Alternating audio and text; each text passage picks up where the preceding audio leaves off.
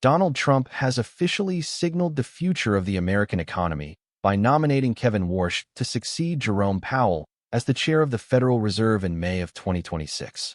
At 36 years old, Warsh previously broke records as the youngest governor in the history of the central bank, and after over a decade away from the institution, his return marks a fundamental shift in the relationship between the White House and the temple of monetary policy.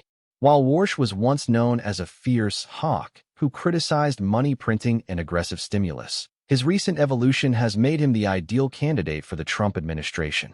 He now advocates for lowering interest rates to manage the staggering costs of national debt and supports the implementation of tariffs.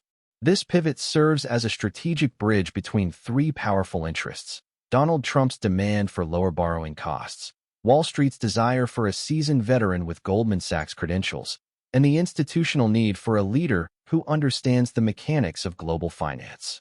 The core of the Warsh Doctrine appears to be a return to the 1940s, a period when the Federal Reserve acted essentially as a financing arm for the Treasury Department to fund the war effort. For decades, the two entities operated under an accord that guaranteed central bank independence, but Warsh has frequently suggested that monetary policy can no longer ignore fiscal realities.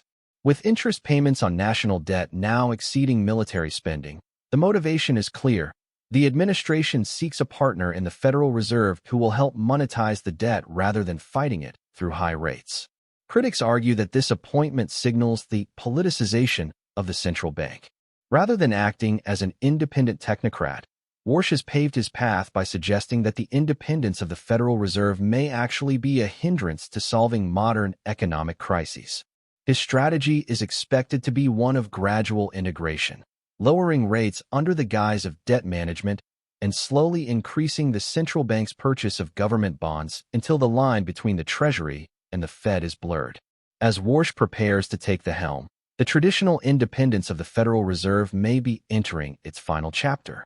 For global investors, this shift suggests a future defined by increased volatility in gold, Treasury bonds, and currency markets. The era of the neutral central banker is ending, replaced by a new era where the printing press and the Oval Office work in tandem to navigate the weight of historic national debt.